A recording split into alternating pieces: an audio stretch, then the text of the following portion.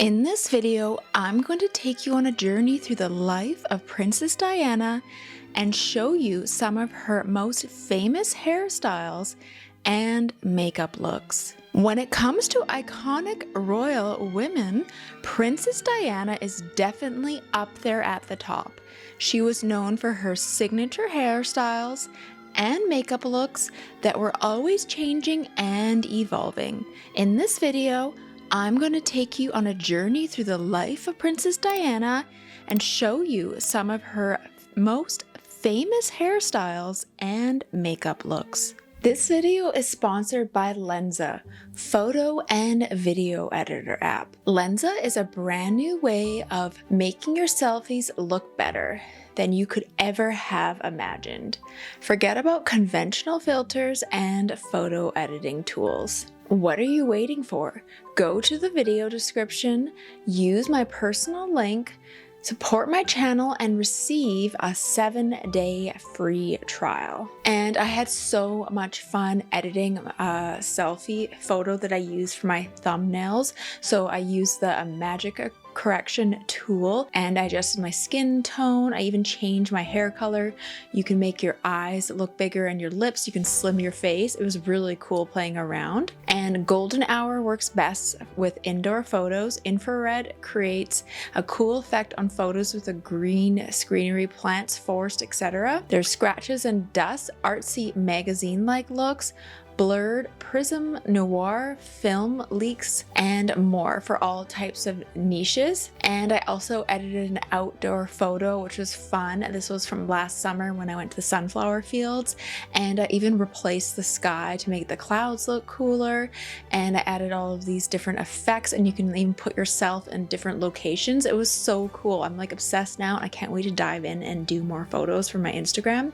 So what are you waiting for? Go to the video description, use my personal link, support my channel, and receive a 7-day free trial of Lensa. All right, and send me your pictures on Instagram once you edit them because I want to see what you come up with. All right, let's jump right back into the video. On July 1st, 1961, Diana Frances Spencer was born in Sandringham, England. She was from a British aristocrat family, but was not a royal. She was a commoner. John Spencer, the father of Diana, served as a personal assistant to both Queen Elizabeth II and King George VI. The Honorable Frances was her mother. In 1969, Diana's parents were divorced. Her mother fled with an heir to a sizable fortune, and her father was granted custody of the kids. He later wed Reine Legge, whose mother was romance author Barbara Cartland. At Park House, a home close to the royal family's estate, Diana essentially grew up next door to Queen Elizabeth II and her family. Prince Andrew was her childhood playmate and was 12 years younger than Prince Charles. Diana's father was granted custody of her and her siblings following her parents' divorce. Diana attended West Heath School and Riddlesworth Hall after receiving her education at home until the age of 9. Diana struggled in school and did not get along with her stepmother. Instead, she developed a passion for dance and, according to some accounts, Prince Charles, whose image she reportedly had framed and hung in her dorm room at school. Diana reconnected with Prince Charles when she was 16. He had dated Sarah, her older sister. Even though she was still too young for him to date, she left him with some sort of impression. She left West Heath School at age 16 and enrolled at Chateau Oex, a finishing school in Switzerland. After a few months, she left. Diana traveled to London after finishing school and worked as a maid, nanny, and kindergarten teacher's assistant. She shared a home with 3 other people that her father had bought. When Diana visited her sister in 1980, whose husband served as the monarch, they reconnected. 6 months after they started dating, Charles proposed. On July 29, 1981, the two got married in what has been dubbed the wedding of the century. In over 300 years, Diana was the first British citizen to wed an heir to the British monarchy. Diana was being uneasy about being in the spotlight, yet she started appearing in public almost right away. Her first formal outing was to Princess Grace of Monaco's funeral.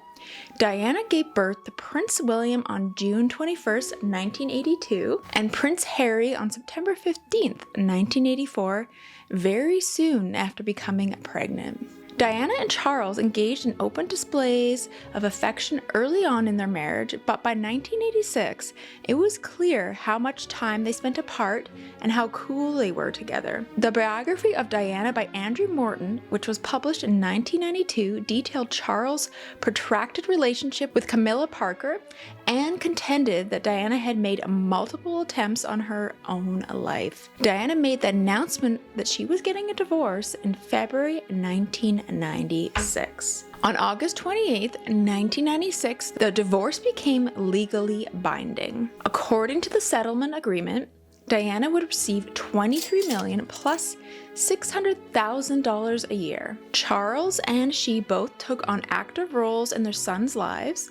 Diana was allowed to keep the title of Princess of Wales and continue to reside at Kensington Palace. When she got divorced, she also stopped working with most of the organizations she had been focusing instead on just a few causes: homelessness, AIDS, leprosy, and cancer. Diana was romantically linked to Playboy Dodi Fayed, 42, in early 1997.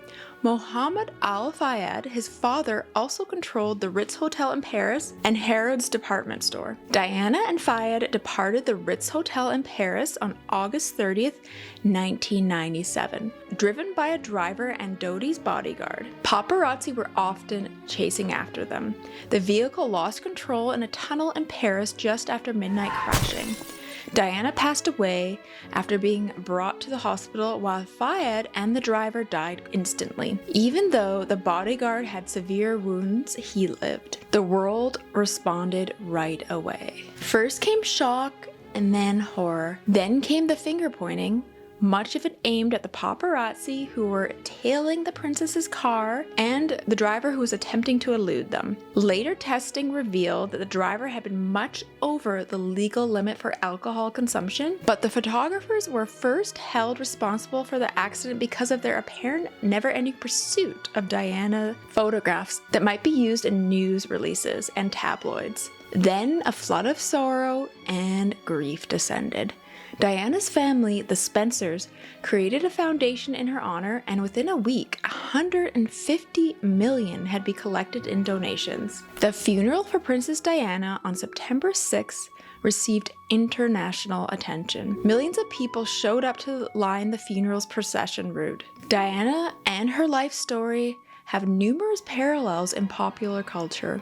Her fairy tale wedding, complete with a glass coach and a dress that just fit inside, was in keeping with the decade's excessive spending and affluence when she got married close to the start of the 1980s. She publicly discussed her battles with bulimia and depression, which was characteristic of the 1980s emphasis on self-help and self-esteem. Her passing was all that more heartbreaking because it appeared that she had finally started to move past many of her issues. Diana had tremendous impact on the AIDS crisis in the 1980s, at a period when many people in the public sought to condemn those who had the disease due to unfounded and misinformed beliefs of how the disease was spread.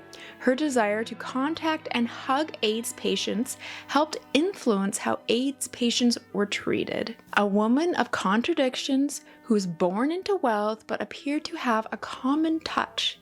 A woman who struggled with her self-image yet was a fashion icon, a woman who sought attention but frequently stayed at hospitals and other charitable locations long after the press had left. Diana is still remembered today as the people's princess in modern times. The late Diana, Princess of Wales, had several different hairstyles, but she is most well known for her 1990s haircut, which was less a bouffant version of her Dynasty dye vibes of the late 1980s and a modernized version of the famous mushroom style from the early days. Legendary Hairstyles Sam McKnight created the iconic hairdo, and he recently revealed that the rather surprising backstory behind this hairstyle. In an interview with British Vogue, McKnight discussed the hairstyle's amusing beginning. In actuality, it was a joke of sorts.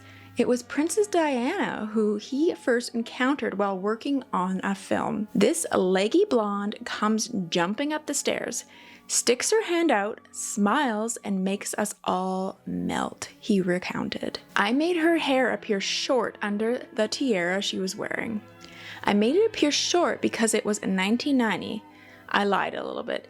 She said, "What would you do with my hair if I just said do anything at the end of the day?" His answer, "I would stop everything and begin fresh." The subsequent events came as another shock to McKnight. "Well, why don't you just chop it off now?" she asked. "So I stopped it there and we didn't look back," he said. "For a while it was all there was." Even on that 1997 Vanity Fair cover, McKnight remained to style the princess' hair up until her passing in 1997. Although the haircut itself may have been very impulsive, considering the new decade, it was probably more in step with the trends. We were transitioning from the type of large frou-frou 80s into the sharp, more androgynous business chic of the 1990s, as McKnight recalled. It was the beginning of the 90s, and it was at the time that I was doing tons of shows and covers, and a lot of the females had short hair. This hairstyle not only symbolized a new era for Princess Diana, but also a time of absolute independence. Diana made this statement in an interview. In a 2017 documentary titled In Her Own Words, Diana says, "I suppose last summer when Sam cut my hair differently, it let out something pretty inside."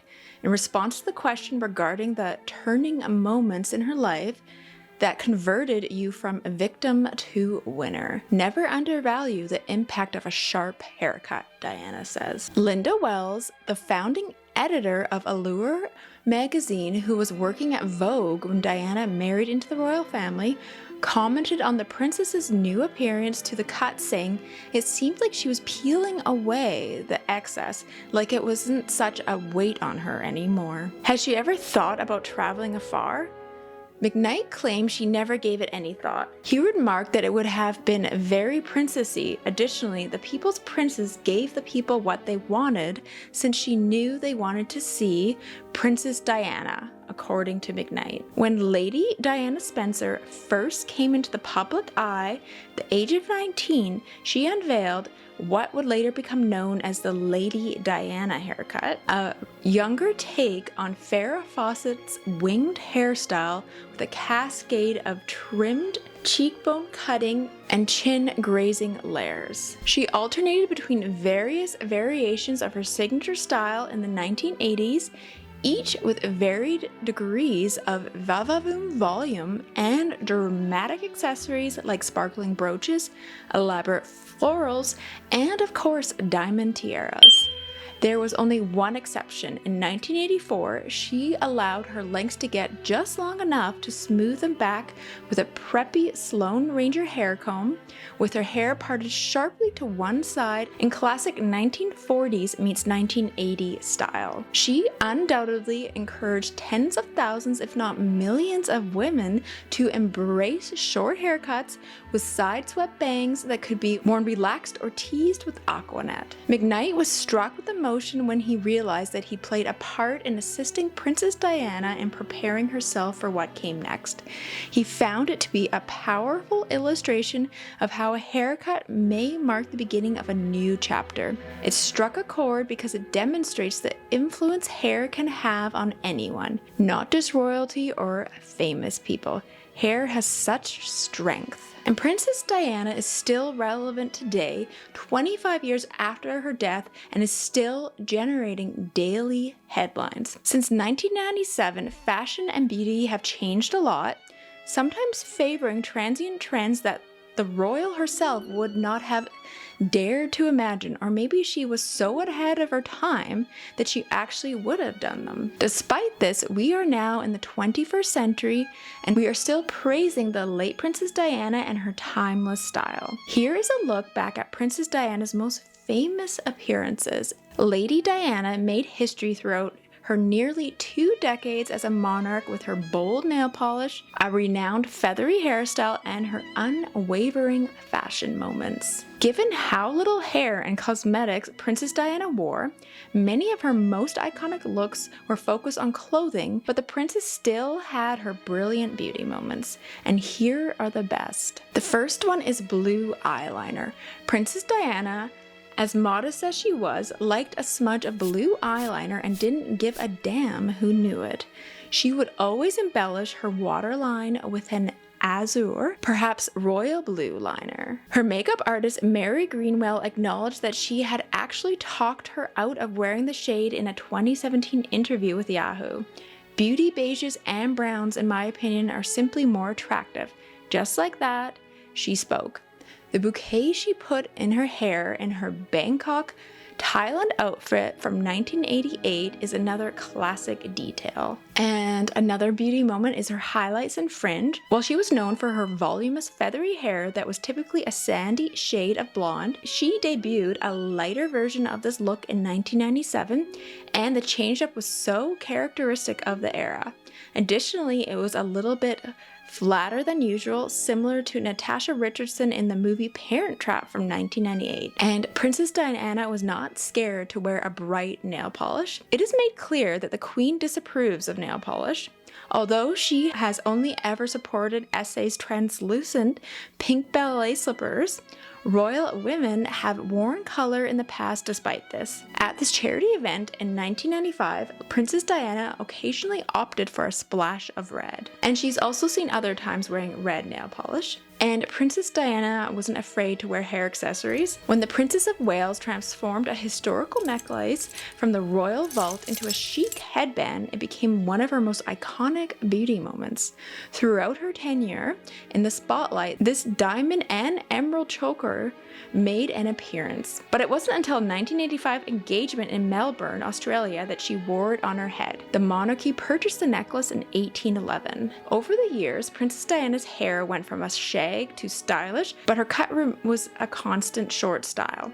Rarely was her distinctive style long enough to pull into an updo, but in 1984, when it reached almost shoulder length, she enjoyed experimenting with a chic pin-back look. And Princess Diana also had a favorite tiara. Lady Diana wasn't afraid to wear a tiara, but the lover's knot was unmistakably her favorite. This neoclassical masterpiece, which Queen Mary originally ordered in 1913, has 19 pearls hanging by bows, lover's knots of course. The Queen decided not to wear it on her wedding day, but she nevertheless wore it a lot during the following years.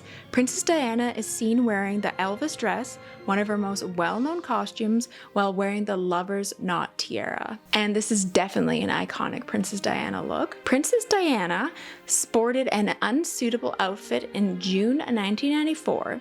It was a black, form-fitting silk dress with an off-the-shoulder design that became known as Princess Diana's revenge dress. Diana yet exuded an attractive brightness despite breaking royal dress code with the slinky dress. Princess Diana's revenge dress quickly became the name of this legendary outfit.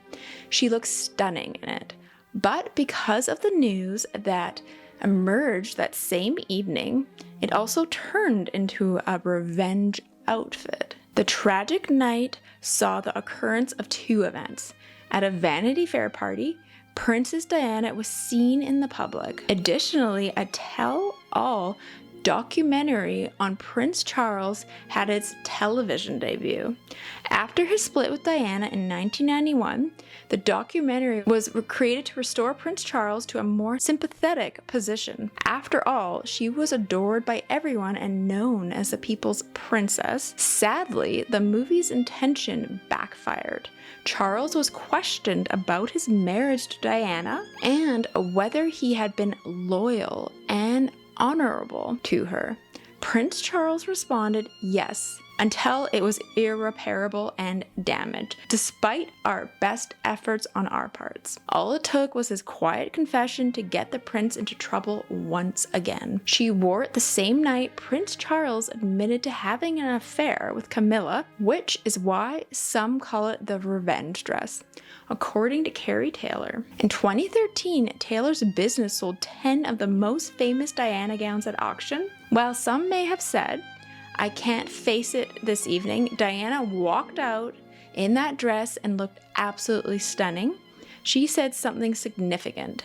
But it's possible that we'll never learn Diana's exact motivations for wearing this famous black dress. Princess Diana's revenge dress was actually intended for her to wear 3 years earlier, according to Christina Stambolian, the outfit's designer.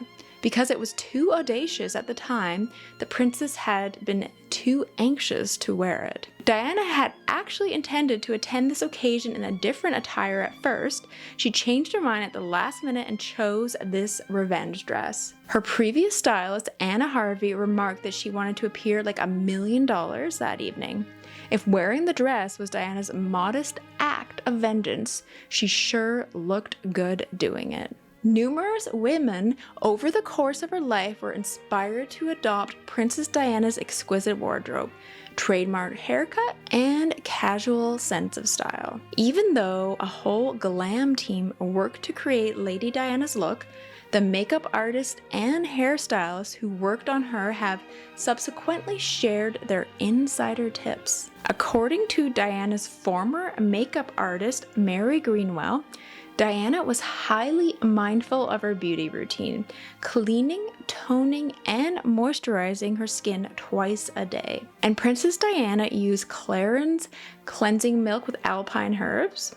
According to sources, Princess Diana had sensitive skin and occasionally experienced rosacea. Clarins was her go-to skincare line. According to reports, she kept her skin clear and supple by using the alpine cleansing milk. All skin types benefit greatly from the Parisian product, and it's very soothing. I've used it before. She allegedly regularly used moisturizer, toner, and the Clarins multi-active day cream to maintain her pale skin and keep it smooth and bright. And I've also used that day cream too. It's really good for sensitive skin. According to Greenwell, we always started with a moisturizer, a foundation to precisely match her skin tone, and then utilized a concealer to lift the eye area. It turns out that Princess Diana served as an inspiration for one of Lush's all-time best-selling moisturizers, and this is the Gorgeous Face Moisturizer. The manner in which this moisturizer was made is quite interesting. Princess Diana divulged to Lush co-founder Mark Constantine her own personal favorite cream at the time, which prompted him to create a moisturizer that was inspired by her. The rest is history, as we all know. It employs ingredients like pore refining pineapples, hydrating orange blossom honey water, a nourishing organic extra virgin olive oil to heal the skin, which gives the skin a gentle glow and hydrates the skin deeply while remaining lightweight. And it's one of Lush's most expensive products, costing around $88. But it was created in honor of Princess Diana, who radiated style and luxury, who also managed to be down to earth at the same time. And I've used this moisturizer before. It's actually really good. This royal face cream is widely popular among Lush users, and I won't lie, I've used it before and I definitely want to use it again. It is kind of expensive, but I think it's worth it. It lasts a while, and if you have dry skin, it's really good, especially in the winter. And Princess Diana always had like a slight rosy hue to her cheeks. The bride-to-be's makeup artist Clayton Howard used Max Factor blusher stick called Blushing Frost for her engagement photo shoot. So she was definitely an avid user of Max Factor. And anyone can have skin that glows, despite the fact that many people loved Princess Diana's glowing complexion. The princess apparently had rosacea.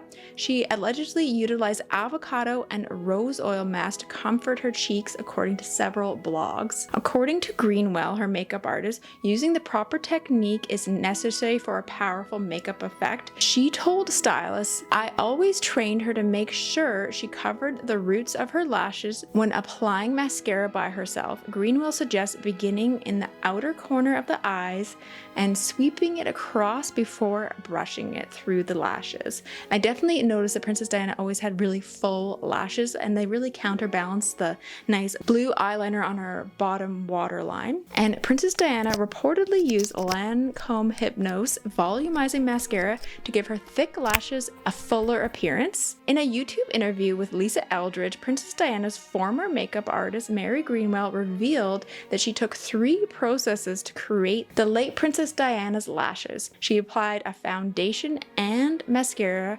set that was no longer available, but she finished it off with Lancome mascara to give her lashes a desired appearance. Despite the fact that this particular model was modified in 2004, Greenwell claimed to have utilized this earlier version of the mascara prior to its introduction. According to Greenwell, Princess Diana always wore perfume.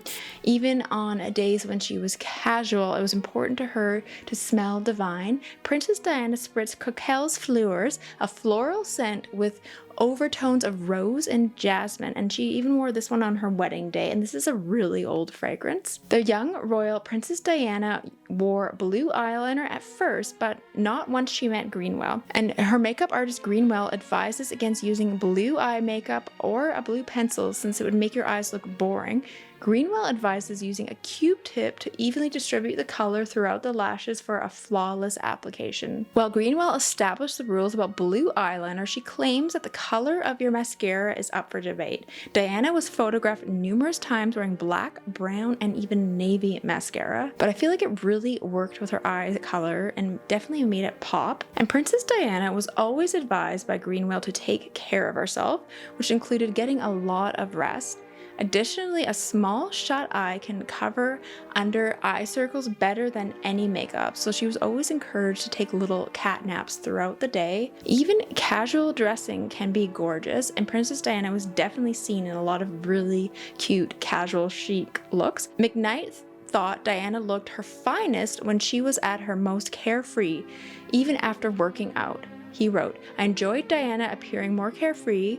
We decided she would try it out in public because she even looked great coming out of the gym with freshly washed hair." The reviews for that slicked back casual look were excellent. Greenwell recalls that Diana would frequently experiment with different lip tints depending on her mood. The young newlywed loved blush pinks in the 1980s. Later, she chose brighter colors with undertones of orange or brown, more suited for the 1990s. Princess Diana preferred a natural lip color with a few unusual exceptions. The Max Factor Color Elixir Honey Lacquer Lip Gloss in Honey Rose is a suitable dupe for the Max Factor tint of pink lipstick that was used on her engagement photo shoot and is just as attractive today as part of a contemporary makeup look. I definitely noticed in her engagement photo she definitely had that like rosy pink makeup look, and then she kind of changed her lip color throughout the 90s. The People's Princess, like any famous person, understood the value of beauty. Greenwell remarked that Diana was always quite open and willing with her style. I believe that as soon as we started working together, she understood the importance of hair and cosmetics, and it is something that nobody should ever undervalue. The princess primarily consumed boiled potatoes and chicken, according to a chef at Buckingham Palace. She also benefited from her tight diet. While the queen is well known for her enjoying champagne, her daughter-in-law did not do so frequently. Diana began to practice moderation after she began working with Greenwell. She reduced her drinking so that her skin was flawless. You will lose your most valuable cosmetic asset, your skin, if you smoke and drink too much or do anything else in excess. Princess Diana was very strict about using SPF sunscreen every day, and she did this to keep her skin young and glowing. And Princess Diana's makeup in general was quite subtle and natural looking. The Princess of Wales frequently used a neutral eyeshadow palette despite her passion for other bright colors on her eyes. Greenwell suggests using brown makeup along the bottom lashes, soft pink just beneath the brow, and mixing a darker tone over the lid to get Princess Diana's look, and that's what she did on Princess Diana. And it is no secret that Diana adored eyeliner pencils, occasionally selecting a thicker kohl one. However, Greenwell cautions ladies against going overboard with this too. You can add a subtle blush to match large lips with a heavy eye. And it's true, you don't want to over underline your bottom lid. I've seen that before. Despite the difficulties Princess Diana had during her brief life, a royal enthusiast knows that the people's princess was at her most beautiful when she was happy. We have seen Princess Diana transform from a shy young girl into a confident woman, and from a glamorous princess into a mother and humanitarian. We've seen her at her best and at her worst, but through it all, she always maintained her sense of style. Whether she was wearing an iconic ball gown or a simple sweater, Diana always managed to look chic and put together. Even in the face of heartbreak and tragedy, she always radiated grace and elegance. In a way, Diana was the ultimate fashion icon, and her influence is still felt today. And thank you for watching, and don't forget to check out some of my other Princess Diana videos. Alright, see you guys soon. Bye!